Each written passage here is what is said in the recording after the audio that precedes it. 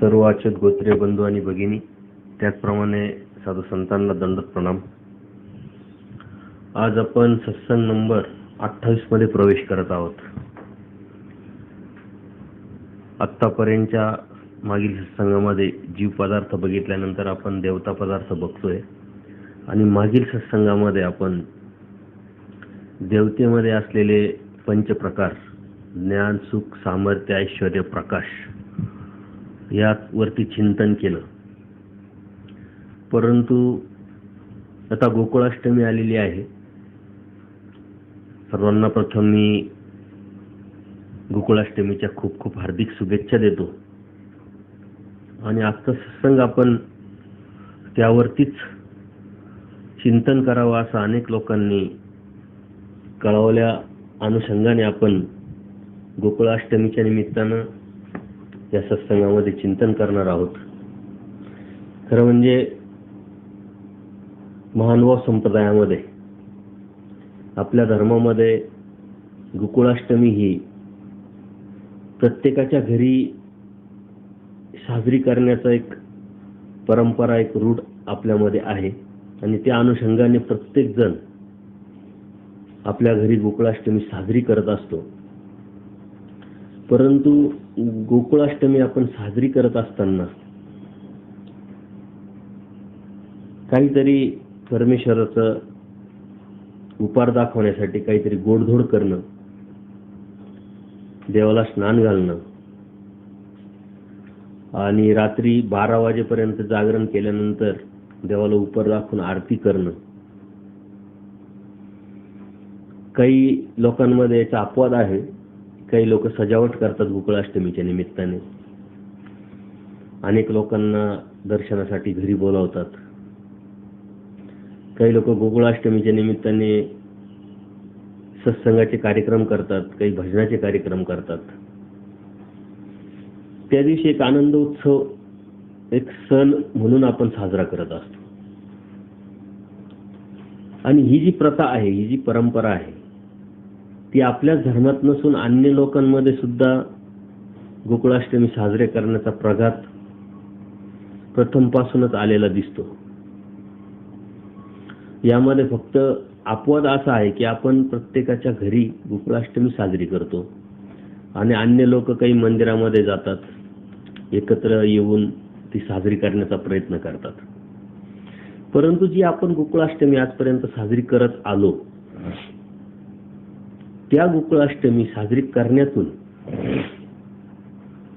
आपल्याला जो फायदा व्हायला पाहिजे किंवा परमेश्वराच्या त्या अवतार कार्यावरती जो प्रकाश पडला पाहिजे, ते चिंतन व्हायला पाहिजे, ते खरंच होतंय का?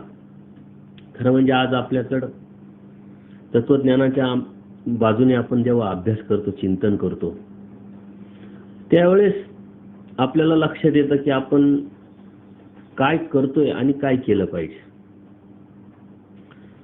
आज आपण परमेश्वर भक्ती करत असताना तो एक सण म्हणून साजरा करतो आणि ते सण साजरा करण्याचं एक प्रघात, एक परंपरा आहे. घाटामध्ये ते वातावरण, ते संस्कार असल्यामुळं तो दिवस आपण साजरा करतो.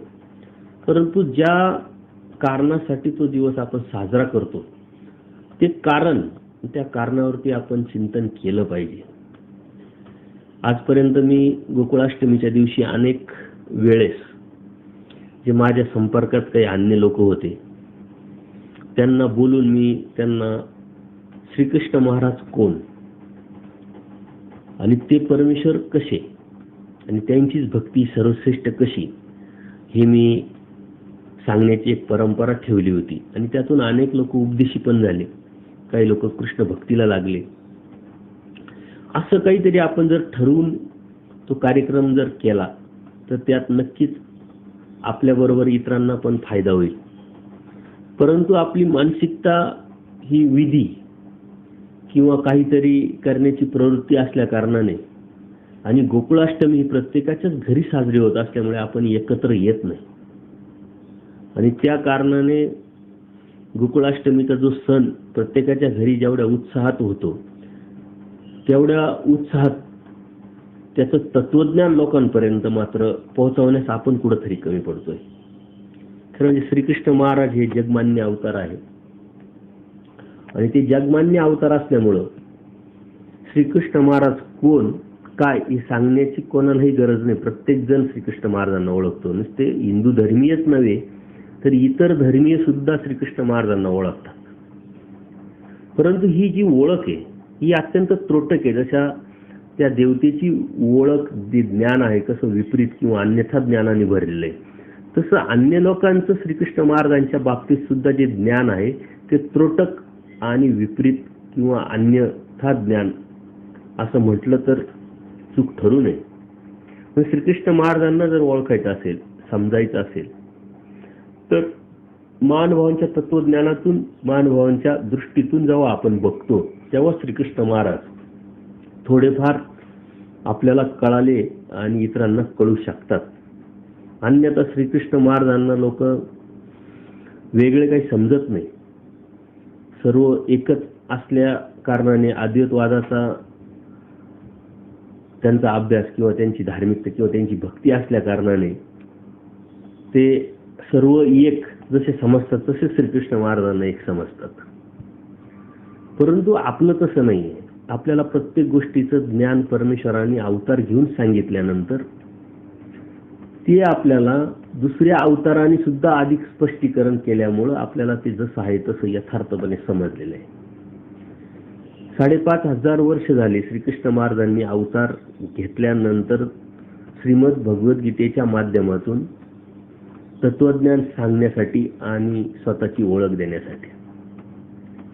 त्यानंतर आपल्या धर्माच्या अनुषंगाने बघितलं तर 4 अवतार नंतर होऊन गेले. दत्तात्रय प्रभू अवतार होते परंतु नंतर पण आहे, याचा अर्थ 4 अवतार होऊन गेले आणि त्या अवताराच्या अनुषंगाने आपल्याला श्रीकृष्ण महाराज ओळखता येतात.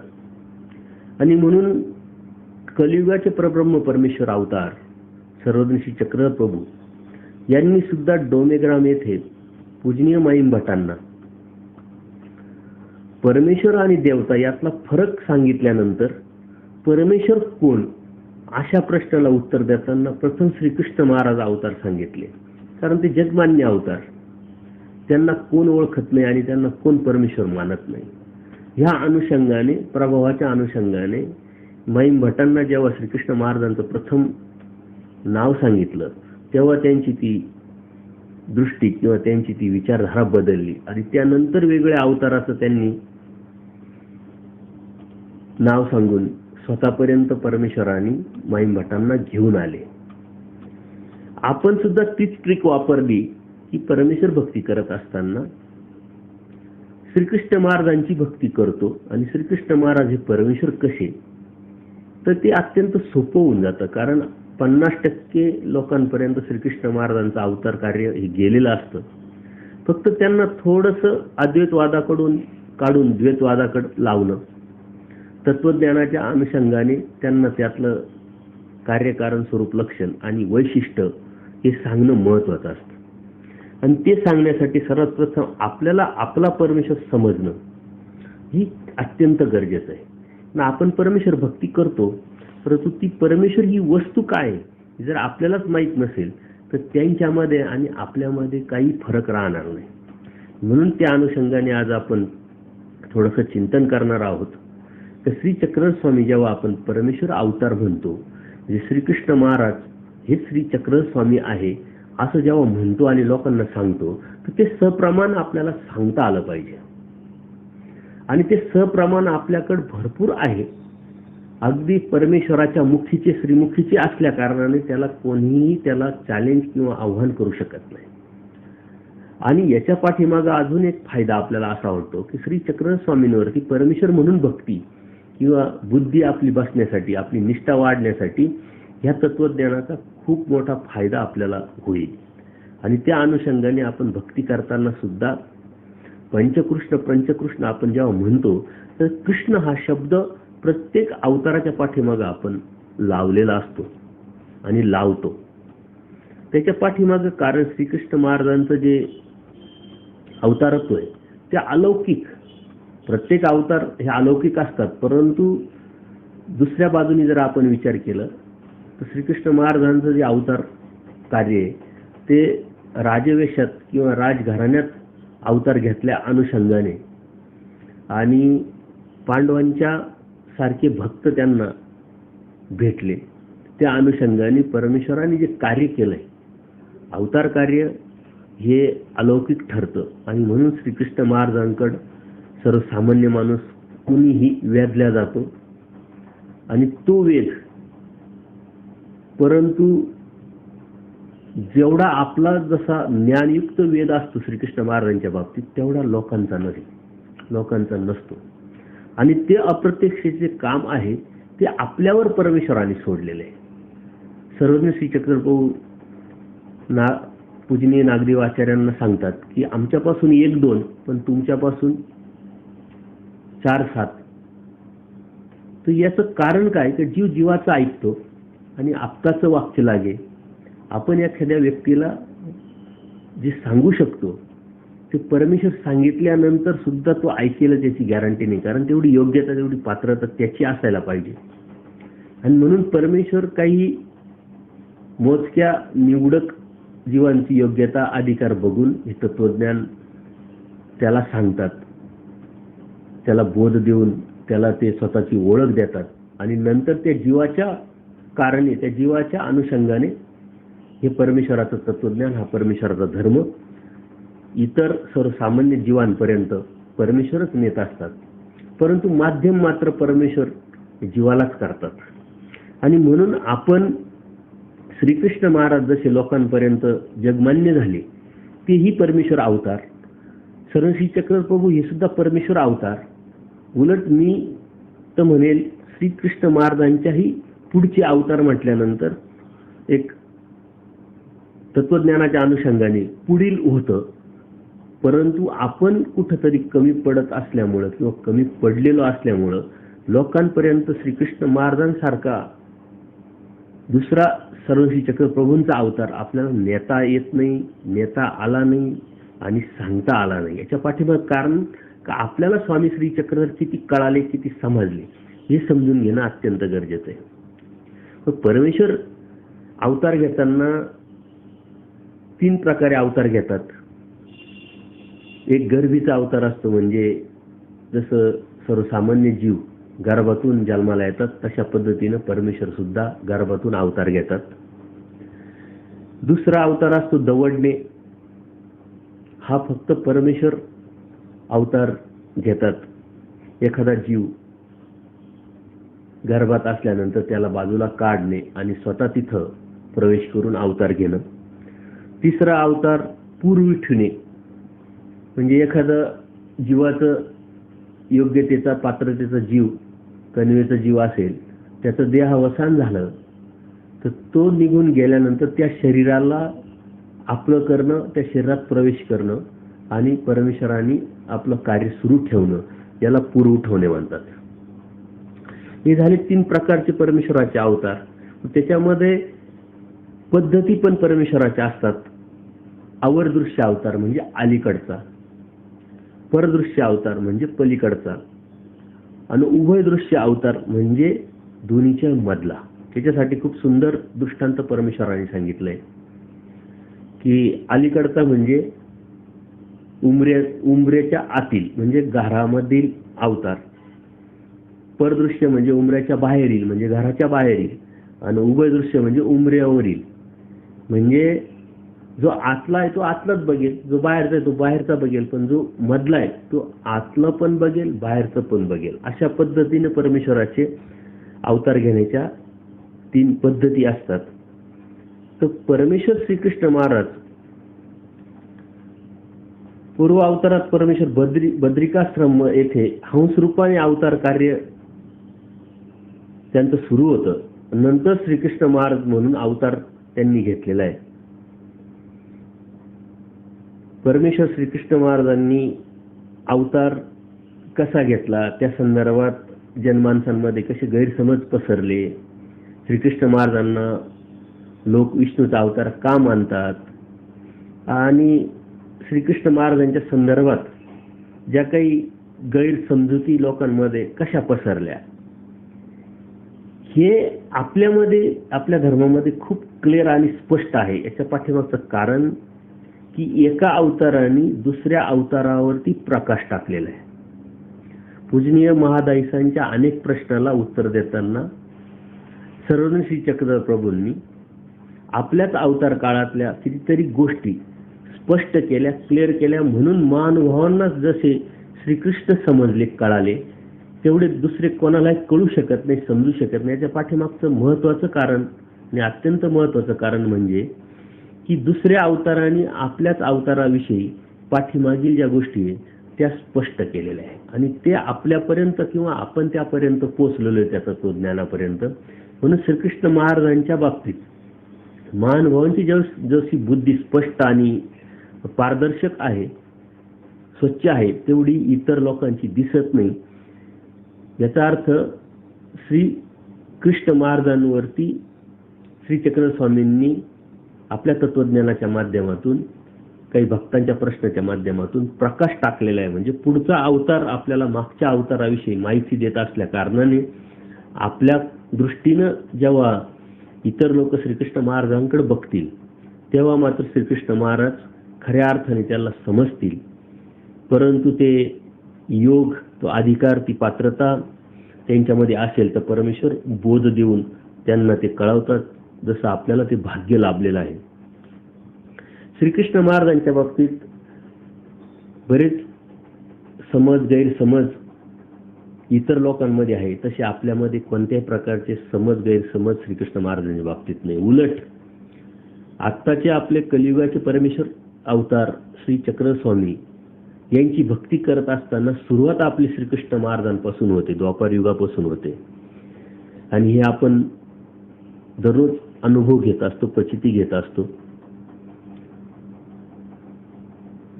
श्री चक्रधर स्वामींनी श्रीकृष्ण महाराजांच्या बाबतीत बऱ्याच गोष्टी सांगितलेल्या आहेत, त्या पण आपण आज चिंतन करणार आहोत. श्रीकृष्ण महाराजांनी वसुदेव देवकीच्या पोटी अवतार घेतला आणि तो अवतार, त्याचा उद्देश कंस वधावा, दैत्य निर्दाळावे, साधुजन पाळावे या कार्यासाठी त्यांनी अवतार गर्भीचा म्हणून स्वीकारला. परंतु परमेश्वराचा जो उद्देश असतो या आपल्या भक्ताला ज्ञान देणं, स्वतःची ओळख देणं, जीव, देवता, प्रपंच आणि परमेश्वर यातला नेमका फरक सांगणं आणि बोध देऊन ह्या परमेश्वराची भक्तीला त्या जीवाला लावून त्याचं भलं किंवा त्याचं हित करण्यासाठीच परमेश्वराचा अवतार होत असतो. परंतु जनसामान्यांमध्ये या गोष्टी पसरलेल्या असतात की श्रीकृष्ण महाराजांनी कंसवधासाठी अवतार घेतला, परंतु नुसता कंसवधाचा उद्देश परमेश्वराचा असता तर परमेश्वर सर्वशक्तिमान, सकळे देवता ह्या परमेश्वराच्या शक्ती त्या अनुषंगाने परमेश्वर करू शकले असते. परंतु काही जीवाची कणव असते, काही जीवाचं अधिकार, पात्रता त्या अनुषंगाने असल्या कारणाने त्या कंसाचा वध श्रीकृष्ण महाराजांच्या स्वतः परमेश्वराच्या हातून व्हावा. परत दैत्य म्हणजे राक्षस जी प्रवृत्ती होती ती समूळ नष्ट करण्यासाठी आणि साधुजन म्हणजे परमेश्वराचे भक्त, चांगले लोक यांचं संरक्षण करण्याच्या उद्देशाने श्रीकृष्ण महाराजांनी अवतार घेतलेला होता. परमेश्वराच्या ठिकाणी सर्व शक्ती असतातच, पण ज्ञान आणि विज्ञान ह्या प्रमुख शक्ती असतात. श्रीकृष्ण महाराजांनी सुद्धा प्रथम विज्ञान शक्ती स्वीकारली आणि नंतर ज्ञान शक्ती स्वीकारली. हे आपल्याला स्वतः श्री चक्रधर स्वामींनीच महादाईसाच्या एका प्रश्नाला उत्तर देताना स्पष्ट केलेलं आहे. विज्ञान शक्ती म्हणजे विपरीत ज्ञान, की जे सामर्थ्याने भाव जी आहे त्याचा अभाव किंवा अभाव असेल त्याचा भाव, अशा प्रकारचे चमत्कार रूप परमेश्वराने प्रथम स्वीकारले. म्हणजे होत्याचे नव्हते, नव्हत्याचे होते, अशा पद्धतीनं ती विज्ञान शक्ती स्वीकारून परमेश्वर श्रीकृष्ण महाराजांनी आपल्या बालवयामध्येच अनेक लीळा केल्या आणि त्याच लीळा समाजामध्ये पूर्ण अंगाने रूढ झालेल्या दिसतात. परंतु हे जे कार्य किंवा हे जे चमत्कार आहे हे श्रीकृष्ण महाराजांनी केले, तर ते कोणत्या शक्तीद्वारे केले हे जेव्हा चक्रस्वामींनी आपल्याला सांगितलं तेव्हा ते आपल्यासारख्याला ते कळालं. अन्यथा इतर लोकांमध्ये त्याचं कोणत्या प्रकारचं स्पष्टीकरण त्यांना ना करता येणार ना सांगता येणार. एक वेळेस दायंबांनी असंच सरसी चक्रप्रभूंना प्रश्न केला, कधी श्रीकृष्ण चक्रवर्तीचा वियोगी झाडे सुकली म्हणे. ऐशी वेदशक्ती श्री कृष्ण महाराजांची होती. असा प्रश्न केल्यानंतर देव सांगतात का पूर्वी श्रीकृष्ण चक्रवर्ती विज्ञान शक्ती खेळीनले, पाठी ज्ञानशक्ती स्वीकारली. त्यावेळेस महादाईचा सुद्धा तिथं बसलेले असतात. ते ऐकल्यानंतर महादाईचा देवाला विचारतात, जी पूर्वी म्हणजे कवने काळी, पूर्वी म्हणजे कोणत्या काळी परमेश्वराने विज्ञान शक्ती स्वीकारली. तर देव त्यांना सांगतात, बाई पूर्वी म्हणजे बाळत्वा लागुनी, म्हणजे लहानपणी असताना, लहानपणापासून तर कंसवधापर्यंत, पाठी कंसवधानंतर म्हणजे विज्ञान शक्ती कंसवधापर्यंत होती आणि त्यानंतर पण ज्ञानशक्तीचा स्वीकार परमेश्वराने श्रीकृष्ण महाराजांनी केला. हे सर्वश्री चक्रप्रभू कलियुगामध्ये आपल्या भक्तांना एका प्रश्नाचे उत्तर देताना सांगतात. याचा अर्थच असा होतो की श्री चक्रस्वामी हे श्रीकृष्ण महाराज आहे. कारण माझ्याविषयी मीच सांगू शकेल, तसं एका अवताराविषयी दुसरा अवतार सांगतात. याचा अर्थ ते गुह्य जे आहे हे त्या परमेश्वराने सांगितलेलं असतं. त्यावरती अधिक प्रकाश टाकताना दायंबा परत विचारतात की तरी वेद काही अधिक जी, पण वेद कसा काय अधिक होता, कारण त्यांच्या वेदाने झाडे सुद्धा सुकले म्हणे. तर देव म्हणतात, सर्वज्ञ म्हणितले श्रीकृष्ण शताशस्त्र वेदू येथीचा नामीची वेदू, म्हणजे 1000 योजन परिसरामध्ये श्रीकृष्ण महाराजांचा वेद होता म्हणे. परंतु माझा मात्र नामाची वेद, म्हणजे माझ्या नामानेच कुठं येईन, कुठपर्यंत येईन, कितीही, एका ब्रह्मांडातून दुसऱ्या ब्रह्मांडापर्यंत सुद्धा वेद आहे. इतकं सामर्थ्य श्री चक्रस्वामी ह्या अवतारामध्ये जरी असलं आणि हे आपल्याला जरी कळालेलं असलं, समजलेलं असलं, तरीही आपण समाजापर्यंत हा अवतार योग्य पद्धतीनं घेऊन जाऊ शकलो नाही. कारण श्रीकृष्ण महाराजांनी अवतार कार्य केल्यानंतर त्यांच्या भक्ताकरवी त्या भक्तांनी समाजापर्यंत जे दाखवलं, जे सांगितलं, त्याच अनुषंगाने श्रीकृष्ण महाराज अवतार जनमानसांपर्यंत पोहोचले. इथं मात्र आपण मानभाव कुठंतरी कमी पडतोय किंवा कमी पडलोय याचं नक्कीच चिंतन किंवा विचार आपण केला पाहिजे. आणि त्यासाठी आपल्याला सरस्वती चक्र प्रभू हे समजणं हे अत्यंत गरजेचं आहे. त्यानंतर दायंबांनी परत विचारलं, जी तरी तयासी काही जी, म्हणजे जे झाडं वगैरे सुकले त्यांना काय फळ भेटलं. तर देव म्हणतात त्यांचं भलं झालं म्हणे. ते भलं कोणत्या अनुषंगाने, तर त्यांच्यामुळे त्या झाडांमध्ये ते मनुष्यत्व निर्माण झालं, म्हणजे त्यांना मनुष्यत्व मिळेल, मनुष्य देह त्यांना भेटेल. आणि मनुष्यास योग केल्यामुळं तिथं जे भक्त होते त्यांचं अतिभलं होईल, कारण परधर्म तुमचं जीवन किंगा परमेश्वर म्हणतात.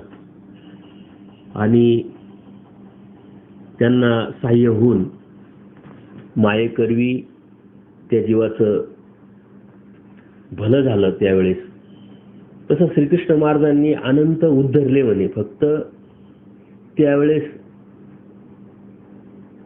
अर्जुन देव आणि उद्धव देव हेच प्रकाशात आले किंवा हेच लोकांपर्यंत समजले. परंतु प्रत्येक अवताराचं कार्य हे जीवाला उद्धरून नेण्याचं असल्या कारणानेच श्रीकृष्ण महाराजांनी अनंत जीव उद्धरले. आणि श्रीमद भगवद्गीतेमध्ये ह्या तत्वज्ञानावरती जगामध्ये संशोधन चालू आहे. जो आपला मूळ ग्रंथ आहे, सर्वात प्रथम आपल्या घरामध्ये श्रीमद भगवद्गीता आहे का त्याचं चिंतन करा. ती असल्यानंतर आपण कधी वाचली आहे का, आणि आपण ती वाचलेली असताना किंवा वाचत असताना आपल्याला किती समजते किंवा किती समजली आहे याचं आपण चिंतन केलं पाहिजे. कारण आपण विनाकारण श्रीकृष्ण मार्ग गोकुळाष्टमी साजरी करतो, तिला काहीतरी कारण असलं पाहिजे. परंपरा म्हणून करतो, लोक करतात म्हणून आपण करतो, की आपल्या मनामध्ये काही भीती आपण नाही केली ती धार्मिकता किंवा ती गोकुळाष्टमी तर आपल्याला काही संकट तर येणार नाही, असे ते काही भावना नाही आहे ना. ह्या विचाराने जर आपण करत असेल तर आपल्याला ना परमेश्वर समजला ना कळाला. म्हणून परमेश्वर समजून घेत असताना किंवा परमेश्वराच्या ठिकाणी भक्ती करत असताना ती वस्तू आपल्याला समजून घेणं आणि त्याचं चिंतन गोकुळाष्टमीच्या माध्यमातून गोकुळाष्टमीच्या निमित्ताने करणं हे अत्यंत गरजेचं आहे. आत्ताच आपल्या परराष्ट्र मंत्री भारताच्या स्वर्गीय सुषमा स्वराज ह्या सरल्या, त्यांची एक मुलाखत त्यावेळेस मी ऐकली आणि ती मुलाखतीतून आपल्याला खूप काही घेण्यासारखं आहे. परमेश्वराने सांगितलं जिथेही जाल त्याचं गुण काहीतरी घ्या. ती कोण व्यक्ती याच्याशी आपल्याला मतलब नाही, त्यातून आपण गुण घेऊ शकतो. मग तो गुण देताना किंवा आपण गुण घेताना ती व्यक्ती कुणी असू शकते, नामधारक असू शकते, वासनिक असू शकते, साधुसंत असू शकतात किंवा अन्य पण असू शकतात. असं काही नाही की त्याला फक्त परमार्गातलाच आणि परधर्मातलाच माणूस पाहिजे आणि त्याच्याकडूनच गुण घेतला पाहिजे. गुण घेताना तुम्ही कुठूनही घेऊ शकतात. तो त्यांनी एक अनुभव सांगितला का श्रीमद भगवद्गीता मी दररोज वाचायचे. दररोज वाचल्यानंतर मला कधीतरी असं जाणवलं की मी दररोज वाचन करते पण मला समजलं कितपत आणि किती समजलं त्या भगवद्गीतेवरचं. तर ते न समजल्यामुळं मग मी विचार केला आपण दररोज एकच अध्याय वाचत जाऊ. परत एक अध्याय वाचायला लागले तर तेव्हा त्यांच्या लक्षात आलं का आपण दररोज अध्याय वाचतोय पण समजलं किती, फक्त आपली मानसिकता आपण भगवद्गीता वाचतोय. आणि मग त्यांनी एक नियमन केलं दररोज की दररोज फक्त 2च श्लोक घ्यायचे. ते श्लोकाचं पाठांतर केल्यानंतर त्या श्लोकाचा शब्दाचा अर्थ समजून घ्यायचा, जाणून घ्यायचा आणि दिवसभर जेव्हा जेव्हा वेळ भेटेल तेव्हा तेव्हा त्याचं चिंतन करायचं. अशा अनुषंगाने वर्षभरामध्ये माझे पूर्ण भगवद्गीता पूर्ण अंगाने पूर्ण ज्ञानाने बऱ्यापैकी समजली. कारण 365 दिवसामध्ये आपण ते श्लोक कधीतरी दिवस सुटतात, कधीतरी चिंतन करता येत नाही. तर भगवद्गीतेमध्ये 18 अध्यायामध्ये 700 श्लोक आहे. दररोज 2 श्लोक घेतले, त्या अनुषंगाने एका वर्षात त्यांनी ती गीता आत्मसात केली आणि त्याचा खूप मोठा त्यांना फायदा झालाय. त्यांनी त्या मुलाखतीत सांगितलं एकदा. आणि मलाही मी थोडंसं चिंतन केल्यानंतर लक्षात आलं की जे अन्य साधू असेल कुणी असेल, जोपर्यंत ते कृष्ण भक्ती करतात, श्रीकृष्ण महाराज वरती बोलतात, श्रीकृष्ण महाराजांचं ऐकतात, तोपर्यंत त्यांचा कार्यकाळ हा खूप सुखदायक आणि चांगला असतो. जेव्हा ते विकल्पाला जातात म्हणजे श्रीकृष्ण महाराज भक्तीला सोडून अन्य ठिकाणी घुसतात, जे अन्य माणसंच आहे परंतु ते घुसतात, त्यांना काही वेगळं नाही समजत, ते सर्व एकच आहे असं समजतात, त्यांचा उतार काळ सुरू होतो. हे तुम्ही लक्षात येईल. परंतु याचं चिंतन करण्यासाठी आपली दृष्टी उघडी असणं अत्यंत गरजेचं आहे. तर विज्ञान शक्तीचं जे कार्य असतं, परमेश्वराने विश्वरूप दाखवणं, कंसवध करणं, कालियामर्दन करणं, इंद्रादिकांचे गर्व हरण करणं किंवा मृत गुरु पुत्र आणण्यासाठी अलौकिक कृत्य करणं, गोकुळातील गायी वगैरे इंद्रादिकाकडून आणणं, या सर्व लीळा तुम्हाला श्रीकृष्ण महाराजांच्या बाबतीत माहिती आहे. परंतु ह्या लीळेंवरती श्रीकृष्ण महाराजांच्या ह्या लीळेंवरती सरस्वती चक्रवर्तींनी खूप सुंदर असा प्रकाश टाकलेला आहे. जसं लीळा चरित्राच्या लिखाणानंतर परमपूज्य केशवदासांनी एक सूत्रपाठ नावाचा ग्रंथ तयार केला. सर्व सूत्र श्रीमुखीचे बाजूला काढून त्याची बांधणी केली. तशा पद्धतीचं श्रीकृष्ण चरित्र म्हणजे श्रीकृष्ण सरस्वती चक्रवर्तींनी सांगितलेलं श्रीकृष्ण महाराजांच्या लीळा ह्या वेगळ्या करून आपल्या चरित्रामध्ये आलेल्या आहे आणि त्या जर वाचल्या तुम्ही तर सुंदर असं आपल्या बुद्धीमध्ये प्रकाश पडेल. आणि मी आज सर्वांना विनंती करेल की नक्कीच आपण गोकुळाष्टमी साजरी करत असताना सर्व कुटुंबियांना घेऊन श्रीकृष्ण महाराजांच्या सरस्वती चक्रवर्तींनी सांगितलेल्या लीळा, ते तत्वज्ञानावरती टाकलेला प्रकाश तुम्ही जर वाचला, त्याला खूप वेळ लागणार नाही, तास किंवा 2 तासामध्ये त्या पूर्ण लीळा सर्व कुटुंबियांसमोर होतील. आणि त्या लीळांचे जे आकडा आहे तो अत्यंत कमी आहे. काही लीळा काही पुस्तकांमध्ये 42 घाट बसतात, काहीमध्ये 69 आहे, अशा 50 ते 55च्या दरम्यान ते लीळा आहे. परंतु त्याच्यामध्ये तुम्हाला श्रीकृष्ण महाराजांविषयी, श्री चक्रधर स्वामींविषयी अत्यंत आदरभाव, अत्यंत निष्ठा वाढेल. कारण स्वामी श्री कृष्ण महाराजांविषयी स्वामी श्री चक्रधर आपल्याला सांगतात, तेव्हा अधिक आपली निष्ठा वाढायला मदत होत असते. आणि म्हणून या कितीतरी अशा ज्या लीळा आहे त्या सर्वश्री चक्रप्रभूंनी आपल्याला श्री कृष्ण महाराजांच्या बाबतीत सांगितलेलं आहे. आणि त्या विज्ञान शक्तीचं कार्य होतं हे सुद्धा स्पष्ट केलेलं आहे. ज्ञानशक्तीचं कार्य कोणतं? तर ज्ञानशक्तीचं कार्य म्हणजे परमेश्वरांनी स्वतःची ओळख या जीवाला देणं, जीवाची ओळख जीवाला सांगणं, देवतेची ओळख देणं आणि प्रपंचाची ओळख देणं. हे चारही पदार्थ याचे कार्य, कारण, स्वरूप, लक्षण सांगणं हे ज्ञानाची कार्य असतं परमेश्वराचं. आणि ते सर्वज्ञ श्री चक्रधर स्वामींनी आपल्याला सांगितलं तसं द्वापारयुगात श्रीकृष्ण महाराजांनी सुद्धा श्रीमद भगवद्गीतेच्या माध्यमातून अर्जुन देवाच्या निमित्ताने सकळही जगाला, सकळही विश्वाला हे तत्वज्ञान सांगितलेलं आहे. ज्ञानाचं कार्य काय असतं? वेद निर्माण करणं, बोध शक्ती देणं, बोध दिल्यानंतर त्याला परमेश्वर भक्तीला लावणं, गोकुळातील गोपीस रास क्रीडा, प्रसादाद्वारे, वेणुवादनाने, दृष्टिक्षेपाने किंवा हास्याने, नाम श्रवणाने किंवा मूर्ती दर्शनाने, गुणनाम श्रवणाने याद्वारे देव वेधतात. आणि मनुष्य प्राण्यालाच नव्हे तर त्यावेळेस श्रीकृष्ण महाराजांच्या संदर्भात पशु पक्ष्यांना, तृणवृक्षांनाही वेद निर्माण व्हायचं. एवढी सुंदर श्रीकृष्ण महाराजांची श्री मूर्ती होती. आणि त्या मूर्तीच्या संदर्भात श्री चक्रस्वामींनी सुद्धा सांगितले का द्वापारयुगात श्रीकृष्ण महाराज बर्वे, कलियुगात आम्ही बर्वे आणि त्रेतायुगामध्ये सीता बर्वी. म्हणजे सर्वात सुंदरतेचं जे वर्णन सर्व श्री चक्रप्रभूंनी केलंय त्यामध्ये श्रीकृष्ण महाराजांविषयी सुद्धा अत्यंत सुंदर वर्णन आलेलं आहे. आणि त्या श्रीकृष्ण चरित्रामध्ये जेव्हा तुम्ही जाल तेव्हा ते वर्णन वाचताना सुद्धा आपल्या अंगावरती शहारे येऊन श्रीकृष्ण महाराजांच्या संदर्भात आपल्या डोक्यामधले असलेले जे भाव आहे, जो निष्ठा आहे, तो नक्कीच वाढायला मदत होईल. परमेश्वर अवतार जेव्हा घेतात तर जीवाचे सर्व देहधर्म, जीवधर्म स्वीकारतात, जेणेकरून ह्या जीवाचं काही स्वीकारता येईल आणि या जीवाला काही देता येईल. आणि त्या देण्याच्या माध्यमातूनच जीवाचं हित साधता येईल. त्यामुळेच परमेश्वर सर्व जीवाचे देहधर्म, जीवधर्म स्वीकारत असतात. जीवाला प्रेम जसं जीवाविषयी वाटतं तसंच मग परमेश्वराविषयी सुद्धा वाटायला या जीवाला सुरुवात होती या अनुषंगाने.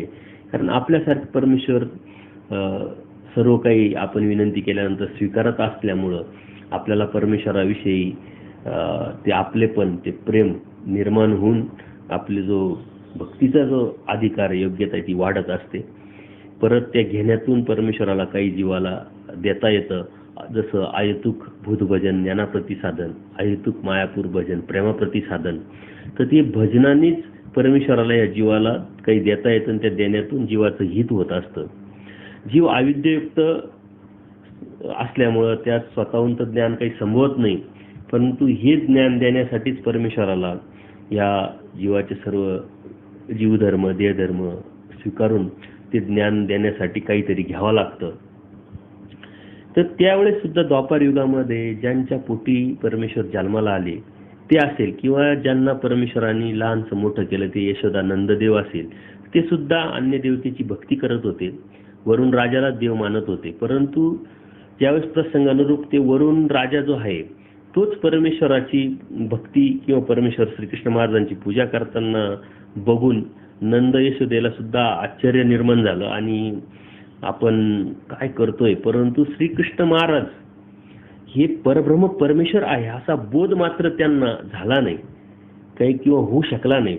नंतरच्या काळात त्यांनी जे परमेश्वराच्या ठिकाणी केलेली सेवा असेल किंवा भजन असेल त्यातून मात्र त्यांना परमेश्वराचा नंतरच्या काळात परमेश्वरत्व बोध होऊन परमेश्वराला ते प्राप्त झाले. परंतु ज्या वेळेस श्रीकृष्ण महाराज होते त्यावेळेस ते फक्त ही कोणीतरी अलौकिक व्यक्ती, अलौकिक पुरुष किंवा कोणत्या देवतेचा अवतार असं म्हणून ते बघत होते. परंतु स्वतःचा मुलगा असल्यामुळे त्या अनुषंगाने ते श्रीकृष्ण महाराजांचं भजन पूजन करत होते. अन्य लोक श्रीकृष्ण महाराजांना सुद्धा आजही ब्रह्म विष्णू महेश यापैकी विष्णूने धारण केलेल्या 10 अवतारापैकीच 8वा अवतार मानतात. परंतु श्रीकृष्ण महाराज हे देवतेचा अवतार नाहीये, हे आपल्याला जेवढं माहिती आहे तेवढं कोणालाही माहीत नाही. तो अवतार परमेश्वराचा आहे. विष्णूचा 8वा अवतार तर बलभद्र किंवा काही ठिकाणी हलधर सुद्धा लिहिल्या जातं. परंतु यावरती श्रीकृष्ण महाराजांच्या या चरित्रावरती सर्वश्री चक्रप्रभूंनी खूप सुंदर असं प्रकाश टाकल्यामुळं आपल्या मनातल्या मात्र या ज्या शंका आहे त्या सर्व काही क्लिअर झालेल्या आहे. परंतु इतर लोक मात्र श्रीकृष्ण महाराजांना विष्णूचाच अवतार मानतात आणि तो विष्णू कोण हे त्यांना सांगता येत नाही, कारण विष्णू काही एक नाही. आणि जेव्हा असा प्रश्न जेव्हा आपण त्यांना विचारतो की बाबा विष्णूचा अवतार तुम्ही म्हणतात, मग कोणता विष्णू असं जर विचारलं तर ते लगेच थांबून जातात. त्याच्यासाठी आपल्याला बी या गोष्टी अत्यंत स्पष्टपणे आणि पारदर्शक समजणं अत्यंत गरजेचं आहे. तर एकदा असंच बाईसांचा आग्रह होता काही क्रियेसाठी किंवा विनंती होती परमेश्वराला. तो आग्रह इतका असल्या होता की परमेश्वराला सहज ते बोलून गेले परमेश्वर त्यांचा. तर जेऊर मार्गे जेव्हा परमेश्वर जात होते तर त्या बाईसांचा 2 रोड सुटले. जाताना 2 रोड भेटतात. एका रोडकडं बाईसांचे कोणी नातेवाईक त्या गावाला राहत होते आणि देवाची काही तिथं जायची प्रवृत्ती नव्हती, परंतु बाईसा हे हट्ट धरतात की तुम्ही इकडंच चला. परंतु त्या आग्रह परमेश्वराला इच्छित नव्हता किंवा तिकडे जाण्याची प्रवृत्ती नसल्यामुळे ते जाऊ शकले नाही. परंतु देव म्हणतात स्त्रियांच्या स्वरूपी आग्रह एकाती. स्त्रियांच्या ठिकाणी असा हट्ट धरण्याचा किंवा आग्रह धरण्याचा आहे ना खूप असा एक स्वभाव असतो. जैसा लक्ष्मी येशी असं देव बोलता बोलता बोलल्यानंतर बाकीचे जे भक्तजन होते ते भक्तजनाने लगेच तो शब्द पकडला आणि जी तो कैसा असा प्रश्न केल्यानंतर परमेश्वराने त्याच्यावरती खूप सुंदर असा प्रकाश टाकलाय. तयावरी गोसावी शिराब्दी गमन ही अवघी लीळा सांगितली आणि मग देवानी महादाईसा बाईसा व इतर जे भक्त आहेत त्यांना ती सुंदर अशी लीळा सांगितली की एक वेळ शिराब्दीचे जे शय्या देवता ज्याला हे लोक विष्णू म्हणतात ती निवांत विसंबली होती, म्हणजे शांत बसलेली होती. आणि त्याच वेळेस त्यांची जी पत्नी होती लक्ष्मी तर त्यांचे पाय चेपत होती किंवा सेवा करत होती. तर अचानक ते शय्या जो देवता होती त्यांनी आपला मुकुट जो आपलं जे मस्तक असतं ते खाली झुकवलं, जसं आपण दंडोत करतो त्या पद्धतीनं. तर ते बघून त्या लक्ष्मीला खूप आश्चर्य वाटलं आणि तिनं लगेच बघितलं आणि बघितल्यानंतर प्रश्न केला की तुम्ही हा मुकुट का खाली वाकवला. तर त्यांनी त्यावेळेस सांगितलं का ह्या भूतलावरती सर्वश्री चक्र प्रभू ह्या अवतरले म्हणे आणि त्याचे सौंदर्य देखून त्याचं काय सांगू म्हणे बरवे, पण ते देखून आश्चर्य झाले म्हणून मुकुट तो केला म्हणे.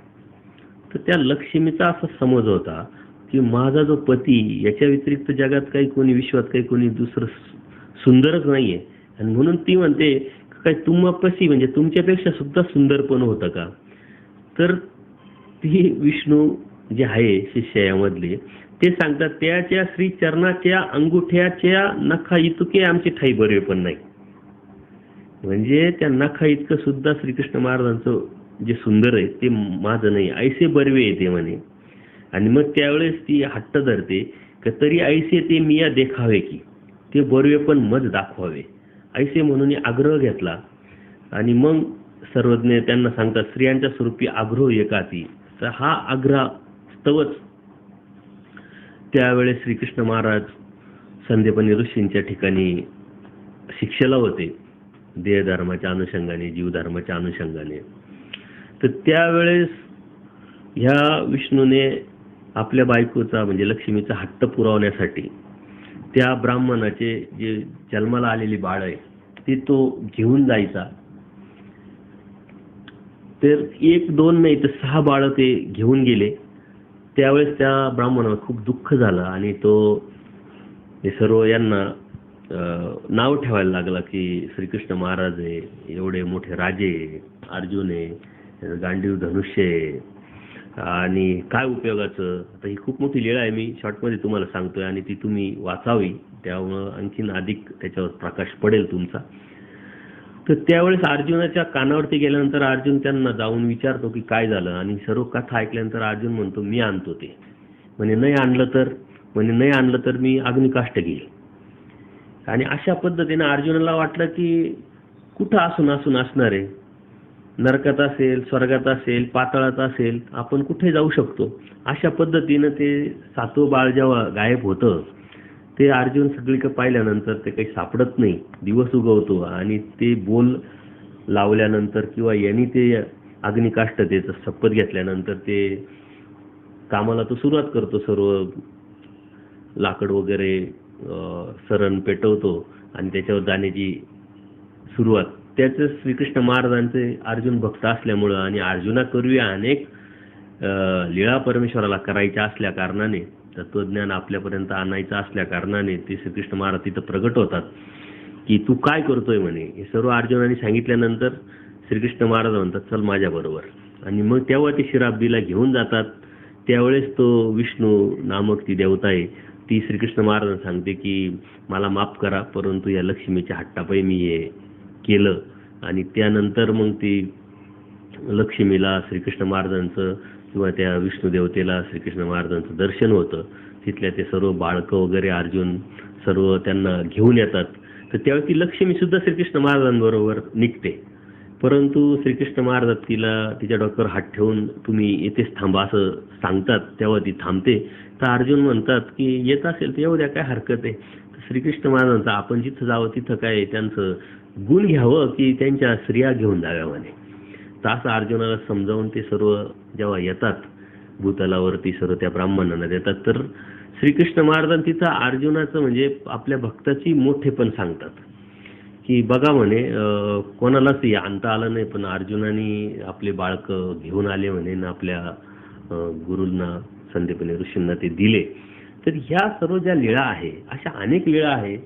त्या लीळेंवरती श्री चक्र स्वामींनी श्रीकृष्ण महाराजांच्या संदर्भात प्रकाश टाकलेला असल्यामुळं आपल्याला हे कळालंय. अन्य लोकांना हे कळू शकत नाही, समजू शकत नाही. त्या पुराणातल्या ज्या गोष्टी त्या कशात कुठं काय अडकलेल्या असतात ते त्यांनाही कळत नाही. म्हणून एक म्हण म्हणते की पुराणातले वांगे पुराणातच शोभा देतात, आणि आपल्याला ते पटू शकत नाही. का तर आपण यथार्थ बघितलेलं असतं. परंतु यथार्थ बघितलेलं असेल तर अन्यथा आपल्याला सुद्धा त्याचं आकर्षण निर्माण होऊ शकतं. आज सोशल मीडियामध्ये या गोष्टीचा खूप उहापोह होता. आपले एक साधक कुणी असेल, साधू कीर्तनकार, तर ते बोलता बोलता म्हटले म्हणे माळकरी संप्रदायाचे विठ्ठल काय आणि श्रीकृष्ण महाराजांची भक्ती करणारे महानुभाव काय, हे सारखेच. तर आपल्या एका महानुभाव उपदेशाने तो शब्द पकडला आणि म्हणे ते सारखेच का म्हणे. तर कसं काय, तर त्यामध्ये ती अडचण त्यांना निर्माण झाली. बोलता बोलता आपण बोलून जातो, पण याच्यामध्ये खूप जमीन आसमानचा फरक असतो. पण तोच उपदेशी जर यथार्थ ज्ञानाने जर त्याला माहिती नसतं तर तो अशा गोष्टीला आकर्षित होऊन विकल्पाला सुद्धा जाऊ शकतो की बाबा श्रीकृष्ण महाराज हेच श्रीचक्र स्वामी, हेच विठ्ठल, काय हरकत आहे भक्ती करायला. तर म्हणून यथार्थ ज्ञान आपलं समजणं गरजेचं आहे. आणि आपल्याकडे जेवढं भांडवल आहे, जेवढं तत्वज्ञान आहे, जेवढी शास्त्र आहे, तेवढं कोणाकडेही नाही आहे. परंतु त्या शास्त्रातही आपण जाणं गरजेचं आहे, ते समजून घेणं गरजेचं आहे. तर श्री चक्र स्वामींनी श्रीकृष्ण महाराजांचा परमेश्वर अवतार हा घोषित केलेला आपल्याला दिसेल. श्रीकृष्ण अवतार तो गर्भीचा उभय दृश्य ईश्वर अवतार हे परमेश्वरांनी स्पष्ट सांगितलेले आहे.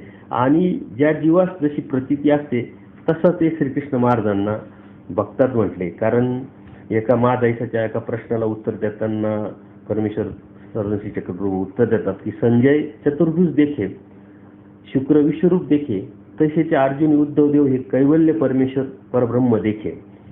आणि त्या अनुषंगाने हा चतुर्भुज संजय परमेश्वराला पाहत असल्यामुळंच हा विष्णूचाच अवतार आहे असं म्हणून जनमानसामध्ये ती परंपरा पडत आली. परंतु सर्वश्री चक्रप्रभूंनी कलियुगात मध्ये अवतार घेतला. तो अवतार आपल्या योग्यतेनुसार आपल्याला समाजला भेटला, बोध झाला, म्हणून आपण संजयासारखं चतुर्भुज श्री कृष्ण महाराजांना पाहत नाही किंवा ओळखत नाही.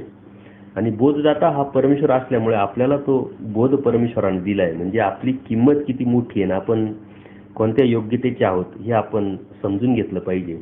त्याचप्रमाणे श्रीकृष्ण महाराजांची भक्ती करत असताना आपल्यावरती श्रीकृष्ण महाराजांचा खूप मोठा प्रभाव आहे, सर्व श्री चक्रप्रभूंपेक्षा सुद्धा. आणि म्हणून आपल्या 7 ग्रंथांमध्ये श्रीकृष्ण महाराजांवरती 5 ग्रंथ लिहिले गेलेले. शिशुपाळ वध असेल, वत्सहरण असेल, रुक्मिणी स्वयंवर असेल, उद्धव गीता असेल, ज्ञानप्रबोध असेल, हे सारे श्रीकृष्ण महाराजांवरती हे ग्रंथ आहे. आणि श्रीकृष्ण रुक्मिणी स्वयंवर कथेचेच हे सर्व वर्णन त्यामध्ये आलेले आहे. सर्वात जास्त म्हणजे महानुभाव साधू संतांनी श्रीकृष्ण महाराजांवरती काव्य केलेले सुद्धा आढळतात. तर पुराणामध्ये श्रीकृष्ण व दत्तप्रभू यांच्याविषयी बरीच माहिती आलेली आहे, परंतु त्यात कुठलीही एक वाक्यता तुम्हाला दिसणार नाही. दत्तप्रभूंच्या बाबतीत तसंच आहे, 3 मुखी दत्त, कुठले काय त्यांचे अवतार अनेक, परंतु जे स्वामी श्री चक्रधर स्वामींनी ज्याच्यावरती प्रकाश टाकल्यामुळे आपल्या दत्तप्रभूंच्या बाबतीत जे आपल्याकडे भांडवल आहे ते कोणाकडे नाही आहे, तसं श्रीकृष्ण महाराजांच्या होतं. ते ज्ञान काही पूर्ण नाही, कारण ते कुठंतरी कोणीतरी ऋषीमुनींनी लिहून ठेवलंय आणि ते अन्यथा ज्ञान लोकांपर्यंत पोहोचल्यामुळं ते पूर्ण अंगाने ज्ञानवाचक श्रीकृष्ण महाराजांना किंवा दत्तप्रभूंना लोक ओळखू शकत नाही. परंतु एखादा सर्वसाधारण नामधारक महानुभाव सुद्धा श्रीकृष्ण महाराज कोण, दत्तप्रभू कोण हे स्पष्ट सांगू शकतो. तेवढं कोणीही सांगू शकत नाही, कारण बाकीचं ज्ञान हे सर्व अन्यथा ज्ञानाने पुराणात भरलेलं असतं. परंतु परमेश्वरावरती प्रकाश टाकल्यामुळं ते आपल्याला पारदर्शकपणे किंवा महादाईसांना काय होतं की पुराणातलं बरीच माहिती होती, कारण त्या पूर्वश्रमामध्ये त्याच देवतेची भक्ती करत असल्यामुळं त्या पुराणातले जे प्रश्न आहे स्वामी श्री चक्रधर स्वामींना येऊन विचारायचे आणि त्याच्यावरती प्रकाश स्वामी टाकल्यामुळं आपल्याला त्याच्याविषयी पूर्ण गोष्टी क्लिअर झालेल्या आहेत. तर द्वापारीच्या लीळा म्हणून या ज्या आपल्या श्रीकृष्ण चरित्र स्वामी श्री चक्रधरांनी सांगितले ते अत्यंत महत्त्वाचं आहे आपल्याला. त्याच्यामध्ये एकूण लीळा आहे, काही ठिकाणी 69 दिसतात, काही ठिकाणी 43 दिसतात. त्याच्यात सर्वात जास्त प्रश्न महादाईसांनी विचारलेले 41 ते 47 असे प्रश्न आहे आणि त्यातून ते निर्माण झाले. काही दायंबांनी विचारलेले, काही देमाईसांनी विचारलेले, त्याच्यावरती जे उत्तरं दिली श्रीकृष्ण महाराजांच्या संदर्भात सर्व चक्रप्रभूंनी, ते आपल्या साहित्यामध्ये श्रीकृष्ण चरित्र म्हणून वेगळं लिखाण आढळतं. तर ते तुम्ही नक्की वाचा आणि त्याचं चिंतन करा. हे मी वारंवार याच्यासाठी सांगतोय का गोकुळाष्टमी अशी साजरी करायची आपल्याला. आपण उपास तापास करणारे, कर्मकांड करणारे माणसं नाही आहे, आपण त्यातून बाहेर पडणारे माणसं आहे आणि परमेश्वराने अवतारही त्याच्यासाठीच घेतलेला आहे. त्यातच जर आपण जात असेल तर परमेश्वराच्या त्या अवतार कार्याला किंवा परमेश्वराने दिलेल्या आपल्या बोधाला काही उपयोग राहत नाही. आपण तेवढ्यापुरते सीमित न राहता आपण तत्वज्ञानाच्या अनुषंगाने, ज्ञानाच्या अनुषंगाने यथार्थ समजून घेणं म्हणजे परमेश्वर भक्ती करणं असं होतंय. सूत्रपाठ, दृष्टांतपाठ जसा वेगळा करून लिहिल्या गेला तसंच श्रीकृष्ण चरित्र सुद्धा या लीळा चरित्रातून वेगळं करून लिहिल्या गेलेलं आहे. आपल्या साहित्यिकांनी आपल्याला खूप उपलब्धी करून दिलेली, परंतु त्या उपलब्धीचा आपण किती फायदा करून घेतो हे अत्यंत महत्त्वाचं आहे. त्याचप्रमाणे श्रीचक्र स्वामींनी आपले द्वापार युगातील परमेश्वर श्रीकृष्ण महाराजांविषयी खूप असं सुंदर सुंदर त्याच्यामध्ये प्रकाश टाकलेला आहे किंवा स्मरण केलेलं आहे, आठवण काढलेले आहे, ते आपण समजून घ्यायचं आहे. परत श्री चक्र स्वामी हे श्रीकृष्ण महाराज कसे किंवा हे श्रीकृष्ण महाराज हे श्रीचक्र स्वामी कसे, त्याचे काही बाह्य लक्षणाने सुद्धा आपल्याला ओळखता येईल. जर तत्वज्ञानाचा अभ्यास केला तर श्रीकृष्ण महाराज जे आहे श्रीचक्र स्वामी जेव्हा बोलताना सुद्धा ते स्वतःविषयी हे हा शब्द वापरायचे. हे जे ते सारखे शब्द वापरायचे, त्यांच्या बोलण्याच्या लकबी असेल, समजावण्याच्या गोष्टी असतील किंवा विनोदाच्या लकबी असेल, या जवळजवळ सारख्या दिसतात आणि ते बाह्य लक्षणाने सुद्धा आपल्याला परमेश्वर श्री कृष्ण महाराज आणि श्रीचक्र स्वामी एक कसे याचं आपण चिंतन केलं पाहिजे. खरं म्हणजे ह्या विषयावरती गोकुळाष्टमीवरती कितीतरी सत्संग होऊ शकतात आणि कितीतरी आपण बोलू शकतो, परंतु आपल्याला वेळेचं भान असल्या कारणाने मी हे खूप स्पीडली घेतोय. परंतु यावरती नक्की तुम्ही चिंतन करा आणि गोकुळाष्टमीच्या वेळेस आपल्याला काय करायचं नेमकं हे समजून घ्या. कारण आपण गोकुळाष्टमी साजरी करताना अन्य लोकांसारखी साजरी करतो, आपल्याला आपल्यासारखी साजरी करायची आणि त्याच्यावरती मेघरला स्वामी श्री चक्रधरांनी स्पष्ट प्रकाश टाकलेला आहे मेहकरला बोनेबाया होत्या गोकुळाष्टमीला. त्यावेळेस ते श्रीकृष्ण महाराज गोकुळाष्टमी असल्यामुळे ते श्रीकृष्ण महाराजांची गोकुळाष्टमी आपण साजरी करू असं त्यांना वाटलं आणि ते माती आणतात आणि त्याचं गोकुळ श्रीकृष्ण महाराज बनवण्याचा घाट घालतात. तेव्हा स्वामी त्यांच्याबरोबर असल्यामुळे ते म्हणतात, बाई तुम्ही हे काय करता? म्हणे देवा हे तुम्ही माहीत नाही की तुम्हाला आज गोकुळाष्टमी आम्हाला ती साजरी करायची. मग देव सांगतात त्या बोनेबायांना का गोकुळ किंवा श्रीकृष्ण महाराज हे काय मातीचे होते काय? म्हणले तुम्ही देव किंवा आम्ही, तुम्ही यशोदा वा आम्ही श्रीकृष्ण महाराज होतो. आणि उपवासाच्या बाबतीत त्यांनी सांगितलं त्यावेळेस काय मग देवकी आणि यशोदा किंवा नंददेव किंवा जे आहे श्रीकृष्ण महाराजांना जे भेटलेले पिता किंवा आई आहे त्या काय त्यांनी उपवास धरलेला होता का? म्हणे अक्षरशः गंमत करून ते उपवासाचं जे कर्मकांडाचा जे विषय तो परमेश्वर सरांशी स्वामींनी उडून टाकला. जे आजही आपल्या लोकांमध्ये पूर्वी होतं, आजही बऱ्यापैकी लोकांना माहीत झालं तरी काही स्त्रिया असतील ते उपवास धरतात, काही ते गोड गोड पदार्थ करतात, आपल्या मंदिराला ते अन्य लोकांसारखं त्याचा काय असतील पुऱ्या वगैरे त्याचं तोरण बनवतात. म्हणजे हे सारं वैदिकतेचं लक्षण आहे. आणि वैदिकता धर्मामध्ये इतकी खोलवर घुसलेली असल्यामुळं त्याच्यातून आपण बाहेर पडत नाही. आजही आपल्यामध्ये अनेक धर्म असतात, बौद्ध धर्म असेल किंवा ख्रिश्चन धर्म असेल, मुस्लिम धर्म असेल, त्या लोकांमध्ये जर तुम्ही गेले मिसळले तर तुम्हाला कितीतरी हिंदू धर्माच्या परंपरा तुम्हाला त्यांच्यामध्ये सुद्धा दिसतील, कारण तो प्रभाव त्यांच्यामुळे असल्यामुळे त्यातून बाहेर पडत नाही. तसंच आपलं आहे, वैदिकतेचा एवढा प्रभाव आपल्यावरती परंपरेने आलेला आहे तर त्यातून आपण बाहेरच पडत नाही. म्हणून आपण ज्ञानातून परमेश्वर ही वस्तू काय आणि त्यांनी सांगितलं तत्वज्ञान काय हे आपण समजून घेणं ही आपली गरज आहे. म्हणून हे आपण समजून घेतल्या पाहिजे. अशा कितीतरी लीळा आहे का त्या लीळेतून श्री चक्रस्वामींनी मीच श्रीकृष्ण कसे हे स्पष्ट सांगितलेले आणि हे आपण समजून घेतलं पाहिजे. जेव्हा औसा देवीची भेट झाली तेव्हा औसा देवीला परमेश्वर स्पष्ट सांगतात ते सर्व टाकून द्या, आता साक्षात श्रीकृष्ण महाराज तुम्हाला मार्ग दाखवायला साकार झालेला आहे, आता तुम्हाला याची काही गरज नाही. तर ते म्हणतात मी सर्व टाकून देते देवा, परंतु एक मूर्ती जी आहे बालकृष्णाची ती मला वाट दाखवते. म्हणजे मी साक्षात श्रीकृष्ण आहे ना, ती मूर्ती सुद्धा त्यांनी पाण्यात टाकायला लावली आणि स्वतःला श्रीकृष्ण म्हणून घेतलं. डायरेक्ट साक्षात श्रीकृष्ण मी आहे, आता तुम्हाला काळजी करायची गरज नाही. या लीळेतून आपल्याला समजतं. महादाईसाला देव सांगतात गोपाळ भेद जो आहे मंत्र तो श्रीकृष्ण महाराजांना, रुक्मिणीला आणि फक्त मलाच माहिती आहे. म्हणजे हा भेद फक्त त्या दोघांना आणि मला माहिती. याचा अर्थ श्रीकृष्ण महाराज हे चक्रस्वामी हे श्रीकृष्ण महाराज आहे या लीळेतून स्पष्ट होतं.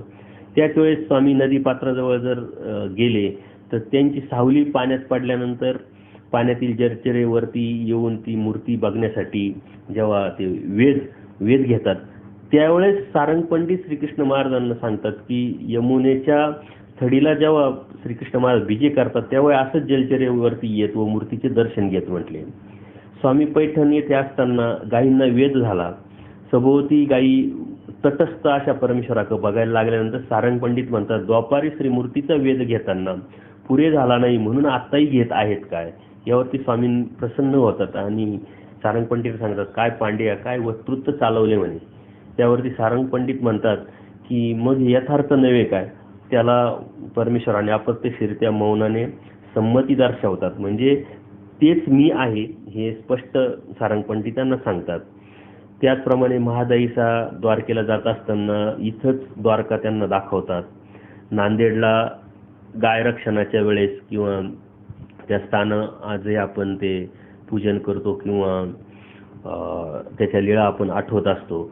तर त्या ब्राह्मणाकरवी प्रत्यक्ष श्रीकृष्ण महाराजच मी आहे हे परमेश्वर दाखवतात. त्याचप्रमाणे चांगदेव हरताळाला जेव्हा परमेश्वर भ्रमण करत असताना जातात तेव्हा सर्व भक्तांना ते द्वापार युगाची आठवण सांगतात की ज्यावेळेस द्वापार युगाला मी अमरावतीवरून रुक्मिणीला घेऊन आलो अंबादेवीच्या मंदिरातून त्यावेळेस इथं मुक्काम केला आणि इथंच रुक्मिणी देवी बसलेली होती, इथं मी बसलो होतो. सर्व काही ते आठवण सांगतात द्वापार युगाची. या किती सुंदर अशा लीळा एका स्वामी श्रीकृष्ण महाराज श्री चक्रस्वामींविषयी सांगतात. याचं चिंतन करणं, याचं मनन करणं, याचं स्मरण करणं म्हणजे गोकुळाष्टमी साजरी करणे. नुसतं कर्मकांड आणि नुसती आरती आणि पाळणा म्हणून गोकुळाष्टमी साजरी होत नसते आणि ती आपल्याला करायची नाहीये. त्याचं परमेश्वराचं स्मरण, नामस्मरण. त्या लीळेचं चिंतन स्मरण करणं म्हणजे गोकुळाष्टमी. त्यानंतर आपण जाळीचा देव म्हणून आपल्यामध्ये प्रख्यात स्थान आहे आणि अनेक लोक जाळीचा देव म्हणून जातात, परंतु खाली उतरून गेल्यानंतर सावळा दरबार म्हणून जे आपलं स्थान आहे त्याच्यामध्ये श्रीकृष्ण महाराजांच्या विषयी श्री चक्रस्वामींनी खूप सुंदर अशी लीळा सांगितलेली. ज्यावेळेस त्या तिकडे जात असताना बाईसांची भाची तिथं त्या गावात राहतात. बाईसा त्यांना निरोप देतात की जा, आमचे स्वामी येत आहे तर तुम्ही तयारी करा. त्यांना निरोप भेटल्यानंतर ते जंगी अशी स्वागत करतात, घोडा वगैरे सजावतात आणि आल्यानंतर त्या घोड्यावरती चक्रस्वामींना बसवतात आणि मिरवणूक काढतात. त्यावेळेस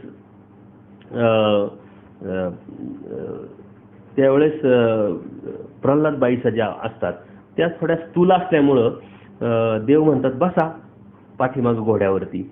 आता त्यांना देवाने सांगितल्यानंतर त्यांना देवाला नाही म्हणता येत नाही आणि बसावं तरी कसं अशी प्रश्न निर्माण झाल्यानंतर त्यांनी काय केलं, घोड्यावरती पाठीमागं हात ठेवला आणि देवाला सांगितलं देवा मी आता बसल्यासारखीच नाही का.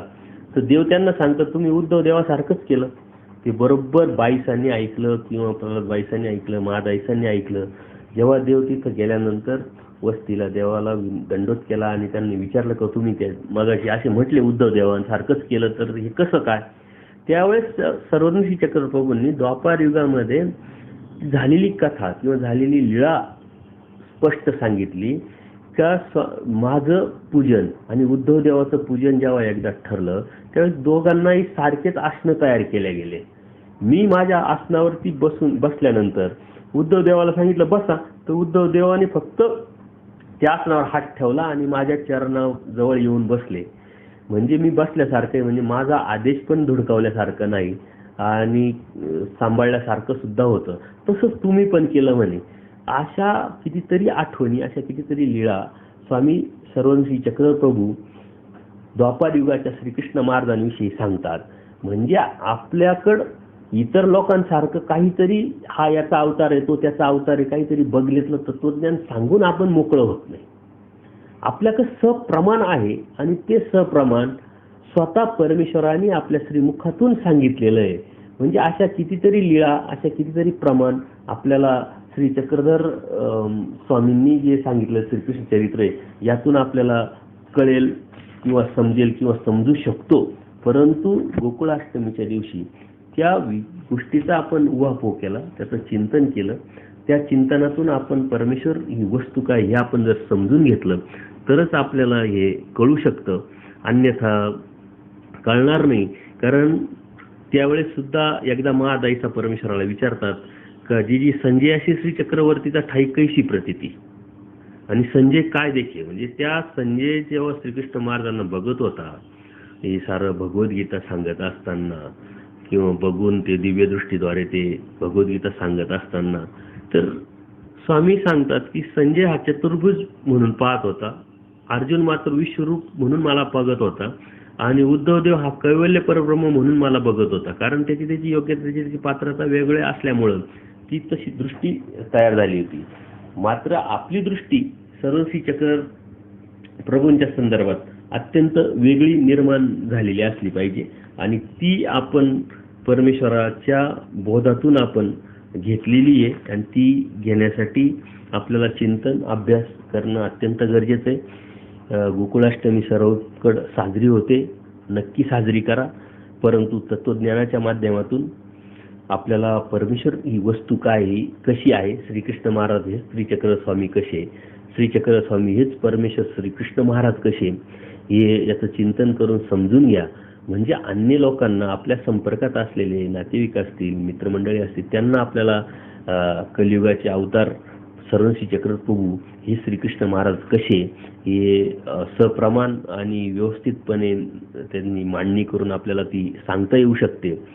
यावरती प्रकाश टाकत असताना अनेक गोष्टी सांगू शकतो आपण किंवा त्याच्यावरती प्रकाश टाकू शकतो, परंतु वेळेचं भान तुम्हाला मी अगोदरही सांगितलं असल्या कारणाने हा विषय खूप मोठा आहे. परंतु श्रीकृष्ण महाराज हे श्री सर्वश्री चक्रप्रभू कसे, श्री चक्रप्रभू हे श्रीकृष्ण महाराज कसे, एवढं जरी आपण या चिंतनातून समजून घेतलं आणि ती आवड निर्माण होऊन श्रीकृष्ण चरित्र आपण जर हाताळलं, समजावलं, किंवा भगवद्गीतेचा दररोजचा एक श्लोक, 2 श्लोक जेवढे शक्य आहे तेवढं पाठांतर करून त्याचं चिंतनाला जर सुरुवात केली तर नक्कीच गोकुळ अष्टमी साजरी केल्यासारखी होईल आणि यातूनच परमेश्वर प्रसन्न होतील.